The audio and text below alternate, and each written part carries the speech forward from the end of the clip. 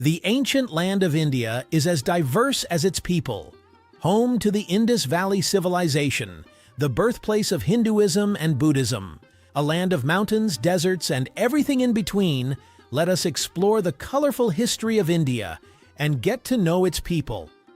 The history of India spans millennia, and with that, we will only be covering some of the most important periods.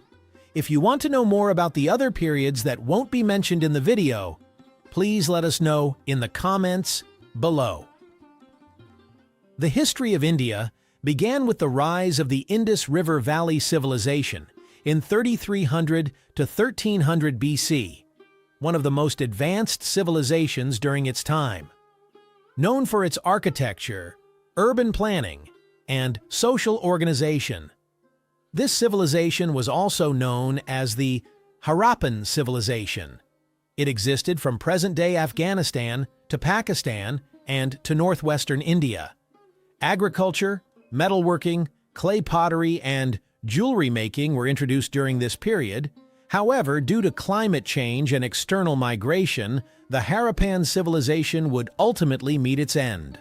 The arrival of Indo-Aryans from the region of Iran in 1500 BC marked the beginning of the Vedic period, which would end in the year 500 BC.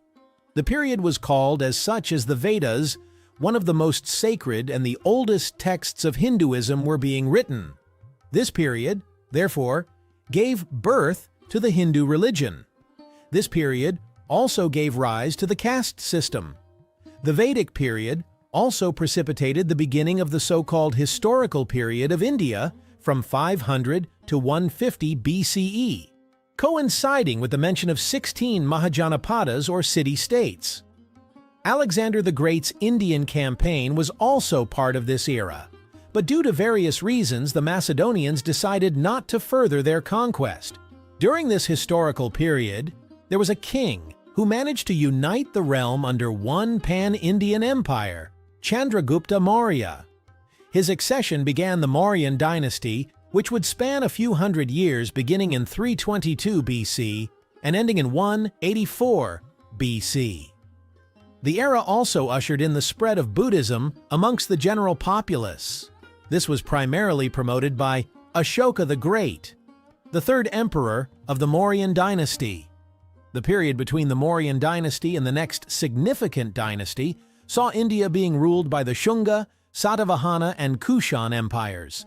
This period in Indian history is called the Early Classical period, which would last from 200 BC to 320 AD.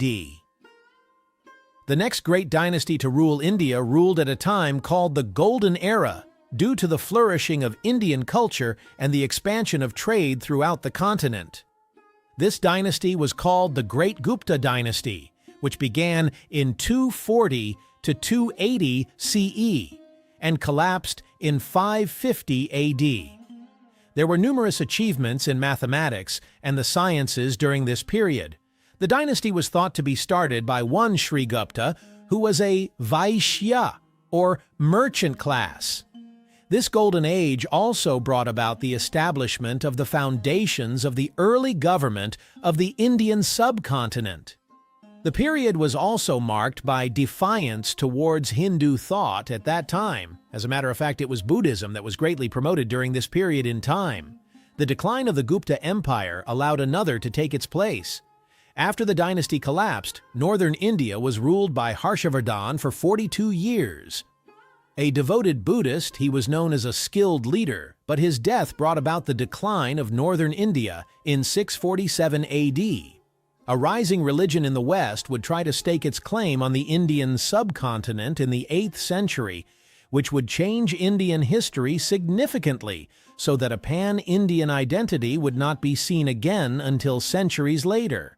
In 712 CE, Muhammad bin Qasim was able to conquer North India, marking a decline in a pan-Indian identity, relegating cities into separate city-states, which would be the basis of rule for years to come.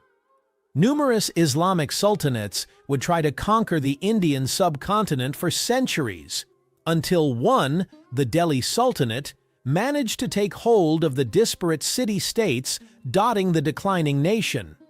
The Sultanate was able to rule large parts of the nation and ruled the subcontinent for 320 years, from 1206 to 1526. It would be followed by one of the most famous dynasties of India. The Mughal Empire finds its beginnings with its defeat of the already declining Delhi Sultanate. This period in time was known for its cultural advancements, particularly in architecture. Architectural marvels were built during this period, such as the Taj Mahal and the Jama Masjid, under the rule of Shah Jahan. This period was known for administrative changes, the placation and equalization of local populations via administration, and the expansion of agriculture, as well as agricultural taxation. The Mughal Empire would eventually last until 1797. It was followed by the Maratha Empire and Sikh Empire. However, coinciding with the rise and fall of the Mughals was the entry of European explorers and traders, which would usher in a new colonial era for the subcontinent. The English famously ruled over India via the East India Company. The company had its humble beginnings in the 1600s on the west coast of India for trade. They established a foothold by building factories within the subcontinent. Alarmed by the expansion of the company, the Mughals went to battle against them twice and lost both times. This helped consolidate the power of the company over the subcontinent and further expanded the rule of England over that of India. After defeating the Marathas in 1818, there were no more indigenous powers to challenge the company's hegemony over the subcontinent. That is, until 1857, when soldiers employed by the company rebelled against it. It was suppressed in 1858, but all power was transferred from the company to the British Crown thereafter. The colonial government expanded its rule by renaming itself as the British Raj after the 1857 Indian Rebellion, ruled by the Crown itself. This is where the contemporary formal naming of India originated from. It was also a founding member of the League of Nations. Being directly under the control of the British Crown, India's people swore servitude to it. Thus, when the two world wars broke out, Indian soldiers were dispatched all over the world in support of its British overlords. That is, until 1947, when the Raj was partitioned between the Union of India and Pakistan, both gaining independence in the process. After partition, India and Pakistan were never able to reconcile their vast differences, mostly in part due to religious affiliations and traditions.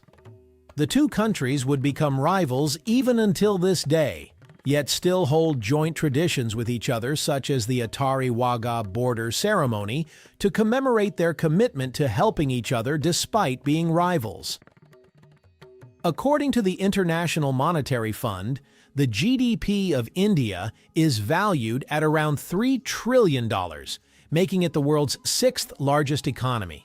The largest sector of the Indian economy is the service sector, which makes up 61% of the entirety of the economy.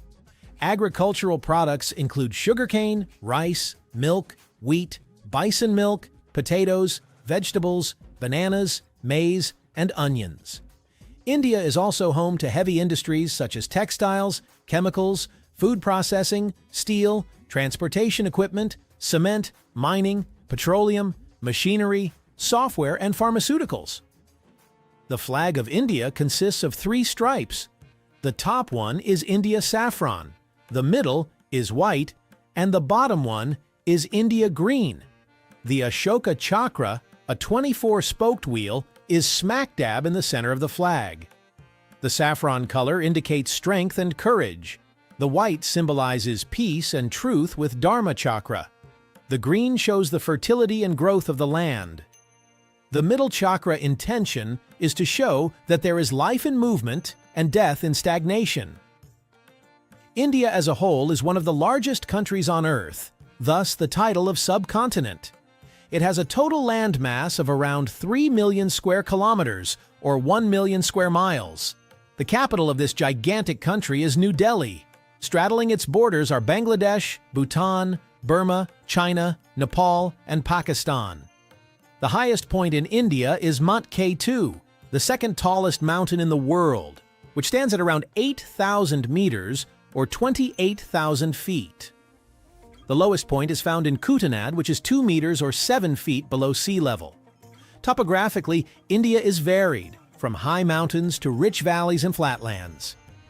India is a hot, tropical country, except in the northern areas, which are cooler most of the year. The maximum average temperature is 30 degrees Celsius, or 86 degrees Fahrenheit, and the minimum average temperature is 20 degrees Celsius, or 68 degrees Fahrenheit. India has the highest population in the entire world, with around 1.4 billion inhabitants in total. And being the country with the most people, the diversity can be overwhelming. But a large part of India's population are Indo-Aryan at 72%, 25% are Dravidians, and 3% are others. India has hundreds, if not thousands, of languages, but the most widely spoken is Hindi, with 44% of the population speaking it. 80% of Indians practice Hinduism, while 14% are Muslims. There is also a small Christian presence at around 2%. Sikhs also exist in this society, but they only make up 1% of the entire population. Here are some famous dishes from India that are mouth-watering to look at and satisfying to taste. Let's start with vindaloo, one of the spiciest curries around. If you're up for the challenge, why not try this one? Another great dish you can try is palak paneer, made from spinach and pressed cheese. You'll be eating veggies in no time after this. How about the famous biryani recipes from the different regions? Stock up on this rice-based dish and you'll get bigger in no time. And who could ever forget tandoori chicken? Cooked in a tandoor clay oven, marinated in spice and yogurt. Let's also talk about some famous people from India. From politicians to social leaders to movie stars, India has it all. Let's begin with Mahatma Gandhi, a prominent civil rights activist who opposed colonial rule. Arguably one of the most known Indian actors, Amitabh Bachchan. Siddhartha Gautama, religious teacher and founder of Buddhism, also belongs on this list. And finally, we have Shah Jahan, the famous Mughal emperor who commissioned the construction of the Taj Mahal for his favorite consort. If you like this video on India, you'll love this next one.